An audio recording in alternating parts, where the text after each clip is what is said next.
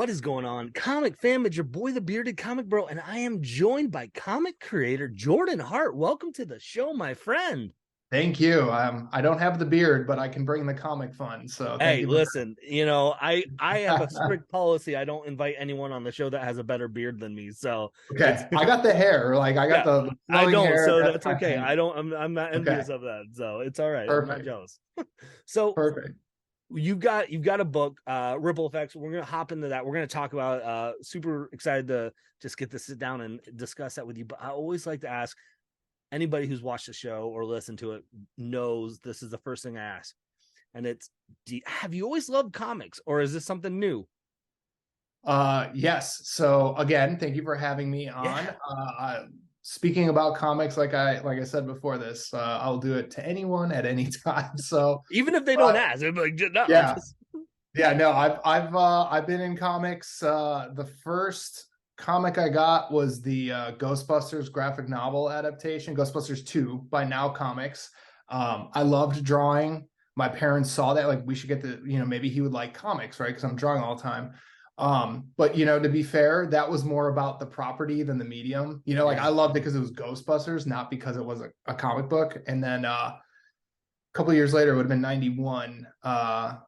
Yeah, so I was about 6 years old. I was at the grocery store with my mom. I saw Jim Lee's X-Men #1, and that was it. That was when it was over. So like since that minute of seeing X-Men #1 at the grocery store on the magazine rack, like yeah, comics had been there. Like I joke that the Comic Cons I used to go to growing up in Wisconsin, they were in bowling alleys. It's like smoke everywhere, which you would not want around valuable comics. No, you don't.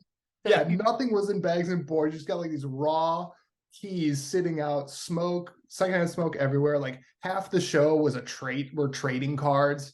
So to see that like going from bowling alleys and like Yeah. Holiday Inn lobbies to what we have now is pretty awesome. So that's a long-winded answer to yes, almost lifelong fan since I Yeah. was six.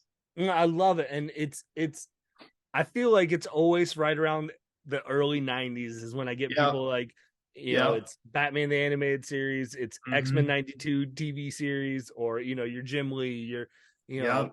Bane breaking Batman's back. Like that's like, man, it's Totally. I get it. It's So I'm right there with you. I love it. But man, you hooked me when you said Ghostbusters 2 graphic novel. I was like, let's go. Yeah, it's a deep pull. It's a deep pull. I saw it. So I've been mine is just thrashed, obviously I Right. was so young. So I've been trying to like buy a new one, but I have a thing like I want to find it. Like that's my thing. Like I like the treasure hunt at shows, like finding Mhm. it in the wild, as I would say with Yep. my friends. But I only saw it once at the LA Comic Con, and it was min. It was NM for sure. But the dude wanted like $140, and I was like, I mean, Ooh. I can't pay that. Like 100, like I can't. I'm not breaking three figures on this. Like very No. sentimental, but to be fair, I haven't seen it since. So like, he knew what he had, right? Yep. Like I go to shows multiple times a year, and yeah, he Man. knew it. Well, gang, if you're listening and you find it, let me know. I'll let Jordan Yeah, yeah. Give me the tip if you see it out there. So, okay, when you said you like the draw and and that's kind of why your parents got you comic, but when did that transition? Because I mean, I'm talking to you now as a writer, creator of comics here. When Correct. did you decide like this is something I want to explore, creating comics? Yeah. So yeah, comics have just always been a part of my life in one form or another. And then it was really when I went to my first San Diego Comic Con, which was really like a lifelong dream for me. I went as an attendee, as a fan, my first year, and I don't know. I was just in there. I was like, "This is heaven. This is like." I remember texting my wife. I was like, "My wife wasn't there. I was there with my cousin. I was like, when I die, spread my ashes here, but like not around people or Right. like anything unsanitary." But it was just heaven, Yeah. and I just knew after being there that I there was comics has always been there for me, and it's something I've always loved. And being a creative person, I was like, well, why don't I just channel that into comics? So that's how it happened. And then I would assume people are wondering, well, why not the art, why switching to writing, right? And it's just because I did go to art school, but I went for graphic design, not illustration. And I mean, you got to have chops if you're going to draw comics, right? You know, like it is. I mean, you're grinding. You're Yeah, grinding just to get to that level. Like you listen to like Todd McFarlane talk about how he'd spend just 8 hours a day drawing hands. Like he would just fill up sketchbooks of just a hand until he had it mastered and moved on. It's like between working full time, I knew that wasn't going to happen. So you know, I always loved to write. I used to write my own comics and draw them as a kid. So I figured that could be my frankly quickest angle into getting into being a comics professional. So that's what I did. But then to stick with the art side, I still color all of my books for the most part. So like I get my artistic my nice. fine art Yeah. fulfillment there. Yeah. So wow, that's so cool to hear. Just a process and like getting into it because like you said, you go to art school, but you're Yeah. writing. Yeah. So let's talk about ripple effects a little bit then. If someone is listening to this or watching on YouTube and hasn't gotten the chance to know who you are or what you create, what is ripple effects about? Great. Yeah. So Ripple Effects is about a superhero who's invincible, but he has type 1 diabetes. So the fastest way I could explain that to someone is like it's like Superman and kryptonite, but the kryptonite is his own body. It's not having insulin in his pancreas. So with that premise, story wise, the storytelling, it's a very, I really wanted to ground it into the human side of things. So like he is a superhero, but he has a superpower. He doesn't want to be a superhero. He doesn't have the confidence. He's afraid because of his illness, like he's just super timid and anxious. And that comes from me. I have a incurable blood clotting disease. So I have to take a medicine every day to essentially stay alive. And I just kind of like channeled my experiences with that, my feelings, my emotions, my thoughts into George, who is the superhero named Ripple. And that's when we meet him shortly after he gets his powers. And then the story really just focuses on life with an incurable chronic illness. And like the superhero is a great genre for telling that because I've always felt like for me and other chronically ill with invisible illness people, that it's almost like your health is your super identity. You know what I mean? Yeah. Like people know me as like Jordan, like Bruce Wayne, but like a small fraction pre-ripple effects, a small fraction didn't know like the truth because it was something I just wanted to hide that Right. I was ill. So ripple effects is the culmination of all of that into a story. And the first superhero comic I've written. I'm usually a sci-fi horror genre guy. So But using those 6-year-old Comic Cons, that those experiences to come out here. but I mean, so it seems like the driving force was this idea behind like the invisible illness that like just said and struggling like if obviously I read the book and I read the your Yeah, bio self and everything I know, but like sure, if I was just sitting here talking to you at a con, I would have no idea that this is something. correct. So like you're pulling from real life stories, which how is that process for you of taking something that like this is something that you deal with and have to process in your life and applying that to art, right? And Yeah, telling that yeah. story, like how do you walk that line of like this is my life, this is a story I want to tell, kind of thing?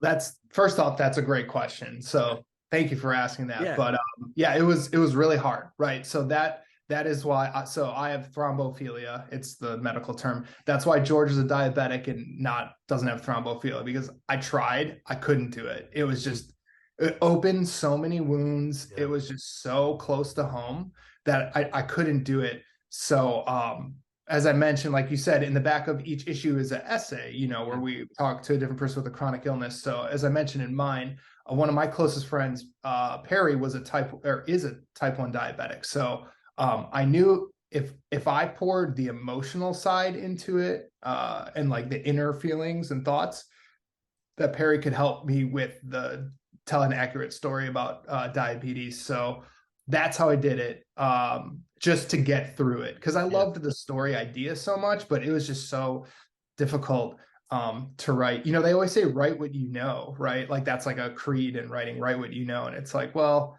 this is something I really know that I didn't really want to write about, but yeah. I mean, hopefully it made the story feel really authentic and Yeah. real. Because Yeah. yeah, that was my goal. And it's interesting because like you said, you're the you who you are is the secret identity, is the real, that people see. And so it's just it's a cool way of telling a story that, we've seen superhero stories for sure, but Mhm. not where they're dealing with their own, like you said, kryptonite. Yeah. Yeah. And that was my goal. And honestly, in almost 80 years, like it's it's kind of like not shocking, but it's interesting that that's never been covered really before. I mean, I know you have Daredevil who's blind, you know what I mean? But like, really drilling down to an invisible illness and on such a big superhero scale, that ripple effects is. So, Yeah. yeah, it was a lot of fun to write for sure. Well, it's got to be also kind of, cathartic for you as, as a creator and as a writer of, you're producing something like you said, we haven't seen that as much in 80 plus years, or if it's out there, I haven't been exposed to it, you haven't read it. Yeah. But I'm sure, that there are kids and, people that are reading this going like, oh my gosh, this is something I'm going through or struggling with or dealing with.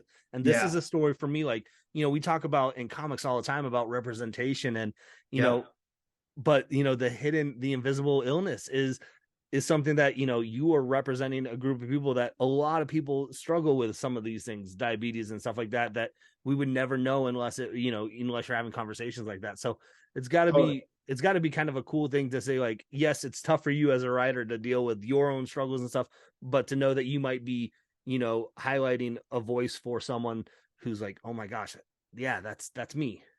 Exactly. And that was the ultimate goal, right? Like basically I wrote ripple effects for myself when I first got diagnosed. Like I wish I would have had something like this when Yeah. I was going through everything. So that was my goal. And we had a variant at Comic-Con this year and Fanbase Press had a booth and I was able to meet some people with invisible illnesses that sought out ripple effects when I was there at the table and to talk to me about it. And it was the greatest feeling in the world. Like they were just so excited and just proud. And I don't know, like it was definitely the highlight of my comic career was just talking to the readers that, were affected by ripple effects in a positive way.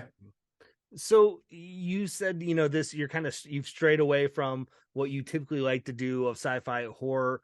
You know, how I'm assuming the writing process for a project like this is a lot more different than something like sci-fi horror stuff that you're dealing with. Yeah. What's your writing process like, that you typically, or even compared to what you're doing with ripple effects? Sure. Yeah. So my normal writing process is Stephen King, I think, called it like the magic what if, right? Like that's how idea usually comes to me. So like ripple effects, an example, like what if a superhero was invincible but had a fatal internal disease that Mm. killed him, right? So like that's where all of my ideas kind of start. And then from there, depending on the genre, it's like it dictates where it goes, right? So ripple effects was very it's a character story for sure. So there's like a lot of inner monologue, a lot of like out of costume situations, drama, conflict. So that's where I knew ripple effects had to go, which is much more difficult to write, because you're writing about life essentially. Whereas, horror for the most part is a survival story, right? Like you think of some of your best horror films, novels, stories, sometimes the characters doesn't change at all. And the mission is just, I mean, the story is just survive, Right. like There's you're in not the a lot of character growth and development in yeah, the no, no, process. no, It's no. just Like like, you're in the cabin in the woods. You're not going to character grow overnight to sunrise, right. which is what's going to save your life, So like horror so horror for me when I'm writing, it's more about the situation, right? Like you got to make a really good villain, a really good bad guy, monster, whatever, and then like what different scenes and situations where yeah, it's like the monster in ripple effects is George's own anxiety and guilt and depression at times and Yeah. yeah, so it's much more challenging to write but quite Yeah. more rewarding when it comes out. Yeah. Well, it's that idea of, the what if of, like if I take this idea and, kind of run with it, and Yeah. it, because I, was lucky enough, I got to preview, ripple effects, and And we'll talk about the trade paperback and things here in a little bit too. But Yeah. like, it is such a, it's a character story. Like the Yeah. almost the superhero aspect of it seems to be like a side story to our character. Correct. We're dealing with George, what he's processing, how he's doing, and then I have this gift. I don't want to use this because and you're all the processing of like Yep. I could pay for my medical debts and things like this, but then what's it going to cost? Is it going to cost me a family and things like, and it's Mhm. just, you can sense the turmoil just right off the bat on issue one of Yeah. this series of like, this is going to be more of him trying to figure out who he is and dealing with this than more of a, oh, it's a superhero beat him up. Not saying that stuff's not there Totally. and it's okay, Yeah. but No, and that was my goal. Like my goal always when I pitched it to fan base was like, this is a character story wrapped in the superhero genre, right? Like Mhm. superhero is a part of it, but it's not like the lead. So exactly your critique is exactly spot on. Yeah. So, well, you mentioned fan base, press. How did you get connected with them? And like, this is where I want to, the place I want to tell the story at. Oh yeah. So LA, we have a great comic scene here in LA, like both obviously DC and like Boom Studios and IDW down in San Diego. So we have like a big presence, but then the indie scene is great too. There's so many great just Mm. indie publishers and indie creators. Um, but it feels small in a good way, right? Like Yeah. you go to one show, you're going to see all the same people at the next show in LA and in SoCal. So you just get to know people. So I met Barbara and Brian. I was on their podcast when my first comic book came out. Um, and then we just went on to see them 4, 6, 7 times a year at basically every SoCal comic show. So just always talked to them, always stayed in touch. We became friends, would always just talk at cons, and I did their podcast once or twice a year. Um, so we just stayed in touch, and um, I knew the type of books they liked publishing, and they say it on their website, like they want to publish stories that are more than just entertainment, like they want to find deeper meaning for readers than just pure entertainment. And that's what I always felt Ripple Effects was. So they and them being, friends, I knew that they would trust me and not like over edit or anything Yeah. like that. So yeah, so I pitched them. I didn't pitch anyone else. So the only ones I pitched it to, and the stars aligned that they had an opening because they only do one book a year. So it aligned that they hadn't found their next one, and it never happens. Usually comics is like you're pitching, Yep. you're getting your soul crushed for months at a time, and then finally you find a home. So that was like a good sign right off the bat, that Yep.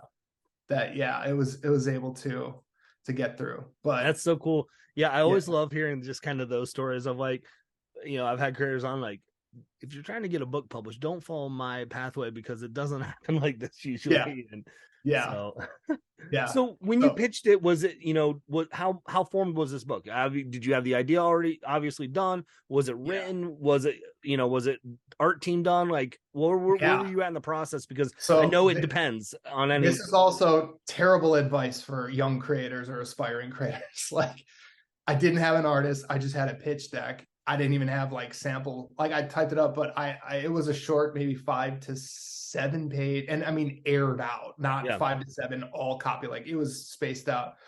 Just pitch deck, like on the tone, what I want to say, who the characters are, what the essence of the story is, and then like what the theme is, which is of course everyone with an invisible illness is a superhero. Like that's the theme.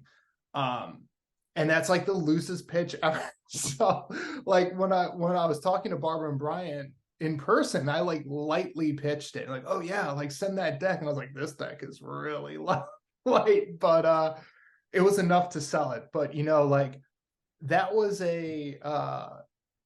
a like rare case where I directly knew them, Yep. right? I tell me, if you have the editor or the publisher's like cell phone number where you're like on a texting level, like you can do that. But like for everyone Not else, like, yeah, don't you do it that gotta way. have sample art. You have to. And like I almost felt guilty when I pitched it to him without sample art. I'm like, oh, like is this bad karma? I don't know. But yeah, so that was the case. But every other comic I published, to date, it has had to have sample art in that, because you know you need it. So how did the team then, once the fan base was like, yeah, we want this? How did the team for the book? Because I know you said you color, you Yeah. write, but bringing in artists and other pieces, how'd that happen? Yeah, so that was great, just with Barbara and Bryant being so connected and also respected on the indie scene. You know, like they've been nominated for Eisners, so like there's a lot of like clout with them on the indie scene. So they had a whole kind of pool of artists for us to go through. You Oh, know, nice. like that's the hardest part about being a comic book writer, is finding an artist. Like it's not learning how to write. It's not it's finding an artist that matches your story, that you can afford, that has the time, that you get along with, right? So they were able to help with that, which was really really great, because so they had a pool. We went through the portfolios, we narrowed it down to a handful, and then we asked that handful to do a character sketch. So like, can you get us a character sketch of like how you see this, and then more samples, and then from there we made the decision. And there was some great art, right? Like everyone was fantastic. And we ended up picking Bruno because his style is very airy. There's not a lot of ink. It's a very delicate, there's like a lot of delicate line. And I knew that it being set in LA, it was gonna be a very bright book. So Yeah. that's my coloring background. Like I knew that to really communicate the color, it needed to be a lighter style. So we went with him, and he was fantastic. And that, I guess, just another little tidbit in my opinion.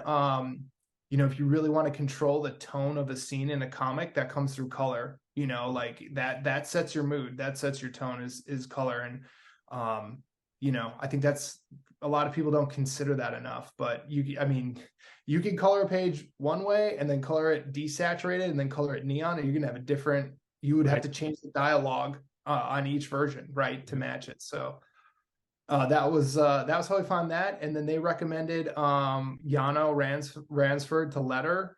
And I always feel like lettering is like the offensive lineman of comic books. Like you only notice it when it's bad. Yep. So it's like, It's so true. It's yeah, so yeah. true. Yeah, like the best lettering, you don't even read. Like you don't notice it. You just read right through it because it's beautiful and it's perfect and it doesn't catch you up. But like when you see bad lettering, like, ooh, like you And stop on the page. So it's bad sometimes, like that happens. So yeah, like, man, they are the unsung heroes because they are. they They get are. they get no love. No, I don't when I post about stuff, I'm always sort of trying to get all the creative team and the letters and stuff, because like, man, yep, it's such a collaborative effort. And it but you're right, is. if it's bad, man, you Yeah. notice it. And like, Oh, right away. And like on your unsungs part, like the letterer in most cases is they're preparing the files for print too. So it's like they're doing a ton of exporting and like making sure everything is good to do, and print checks if they're there, and dealing with the printer. So it's like they are the 100%, like you said, unsung heroes of the team. So always try to give them love, yeah, always. and I mean, man, and they grind, so Yeah, it's they do. They do. so. There's that great if you have Disney Plus, Earth 616, the Dan Slott Marvel Yeah, method, yeah, yeah. where they're trying to figure out the story, and it's like the letterer sitting there and he's like, it's due in like a couple hours and I still haven't gotten the notes on it. So it's like they grind. Yep. Letters, I love Oh, letters. they get it sent last minute, like, oh, Yep. we need this by like Yep. tonight, like you Totally. just sent it this morning, like, Yeah. come on. So they're scrambling. They're all nighters. They're like, if high five your letterer whenever you see one. That's what I say at a show. Just give them a high five. That's They right. deserve That's right. So, well, where can people find out, about Ripple Effects and check it out if they want to, if they're like, oh my goodness, I want to read this story, because at the time that we're recording this, I know issue 5 had just come out a while ago, it. and you get trade paperback and things like that. So, like, where Yeah. can people find this book?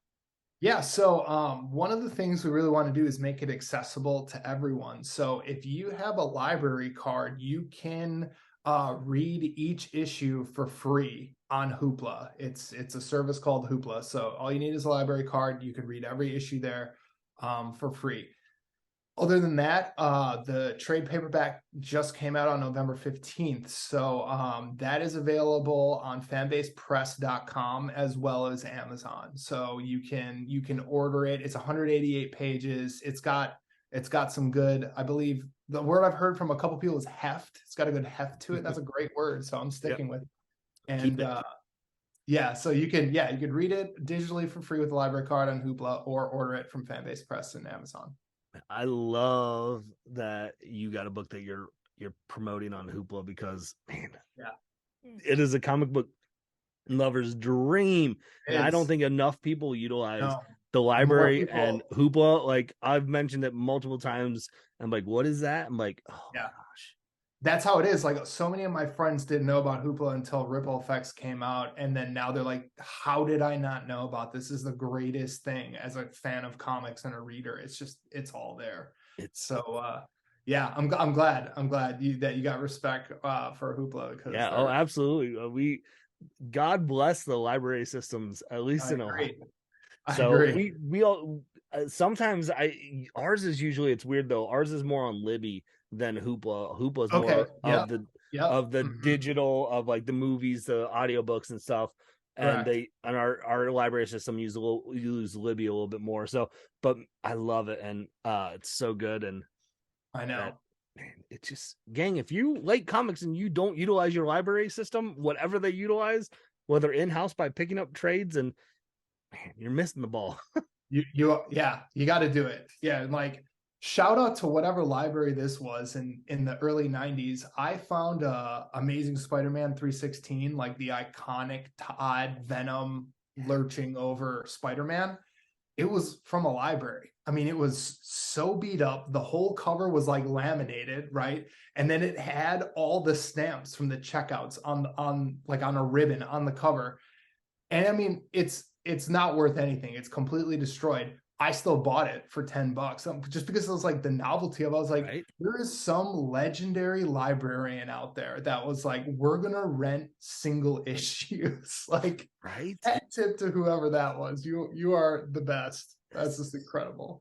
It's so good, man. It's But so yeah, but Hoopla gives you that experience to in your own home. So it's a little bit better. good. Well, Jordan, I want to respect your time as well, but where can people follow along with you and what you're creating and, stay up to date with stuff that you're working on?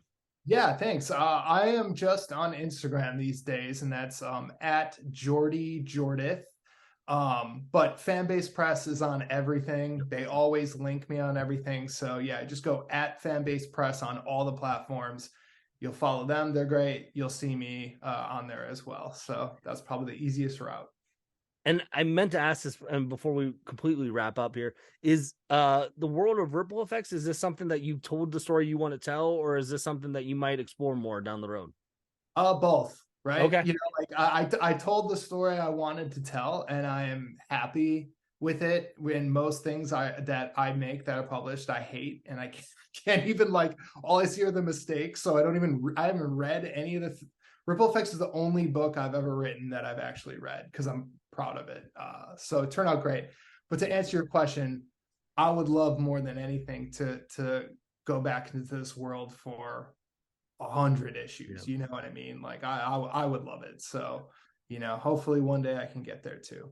that's so good. So, man, Jordan, thank you so much just for taking some time to talk about comics and also thank you for sending me you're gonna send me that spinner rack behind you said earlier off screen. So just thank you for sending me your comic book spinner rack. So Yeah. Just go ahead. Tell me the address. Coming right to you. I'll pay for like the $100 of shipping it'll cost. So yeah, it's oh, I was all that we were talking off camera. I'm like, man, I'm so jealous of that. Like yeah. you've got the sweet Frankenstein poster and Dracula poster behind you, Yeah, but man, yeah. that spinner rack, I'm just like, My oh, pride and joy.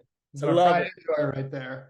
That was a decades long journey to get one. So Every glad it's comic mine. fan that's watching this is just drooling with envy right now. I know. Hopefully that's the Kickstarter version that they did a couple years ago. So hopefully they kickstart it again. I feel like the demand is there. I Yeah. mean, I would probably buy a second one. It's so great. So yeah. If That's you're at your awesome. local pharmacy or grocery store and you see a spinner rack, just make an offer because they're Just so now, do it hard. now. Don't even wait. Just like, Don't wait, just go in with cash and make an offer because they're unicorns for they sure are. to find. Oh man. Well, Jordan, this has been a blast getting to sit down and talk with you. Gang, if you are again watching or listening via podcast, all the links will be in the description of the video or of the podcast. Go check out Ripple Effects, check it out, Hoopla, go to Fanbase Press, get the trade, man. Follow along with Jordan, see what Jordan's creating, coming up with next, because I'm sure you got more down the road. So, man, thank you. Thank you so much for having me on. This was an absolute blast, and thank you for the kind words Yeah, and for the comic spinner rack love and lore because that's they're right. So good. So good. So, gang, with that being said, hopefully you can find some time to curl up, grab a book, and nerd out. Peace.